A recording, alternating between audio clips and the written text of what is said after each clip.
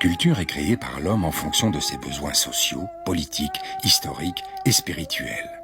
Toute communauté humaine conçoit sa culture selon sa vision du monde et selon l'usage qu'elle fait de la nature qui l'entoure.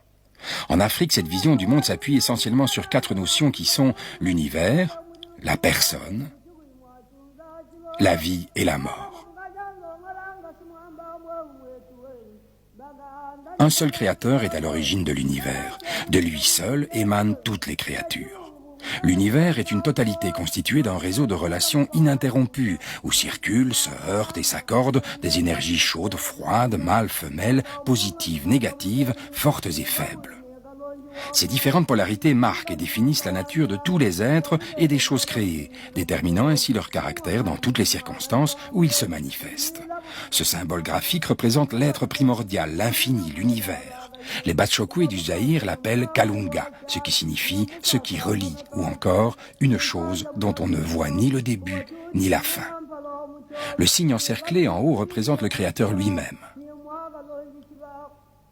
En bas, c'est le signe de l'homme. À droite, la lune.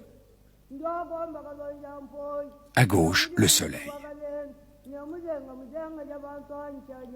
La personne est conçue comme un élément dans cet univers. Le symbole trace le cycle de la vie humaine qui est semblable à la trajectoire du soleil. Ainsi comme le soleil, l'homme naît à l'est et meurt à l'ouest dans le monde visible. Le voyage se poursuit dans le monde invisible qui appartient aux ancêtres et aux forces mystérieuses, non perceptibles des humains. Dès sa naissance, l'homme entame une marche dans la vie en se dirigeant vers le sommet cosmique. Il acquiert peu à peu des connaissances qu'il se met à dispenser aux plus jeunes à sa maturité. À l'ouest, il meurt dans le monde visible et pénètre dans les profondeurs cosmiques, monde des ancêtres. Selon les croyances, 2 possibilités se présentent. Soit après un séjour de durée variable, il continue vers l'Est pour une autre vie, soit il passe chez son créateur et reçoit une nouvelle mission avant de revenir à la vie.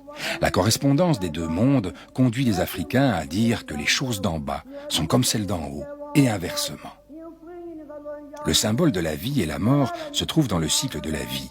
C'est la spirale où l'homme représenté par un point doit se maintenir sur le fil. Être décroché du fil signifie maladie, mort. La personne doit se conduire de manière à être en accord avec toutes les autres forces afin de se concilier leurs effets positifs. Si la maladie décroche l'homme de la ligne de vie, donc de sa source originelle, elle décroche l'homme de tous les intermédiaires. Tout est relié.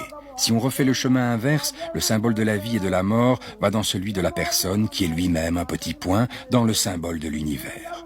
Si l'homme perd son équilibre, sa communauté bouge et c'est l'univers lui-même qui se déstabilise. La personne doit donc se conduire de manière à être en accord avec les autres éléments de l'univers, avec les forces supérieures ou inférieures à la sienne. D'où l'importance du sacré, du groupe et de la relation.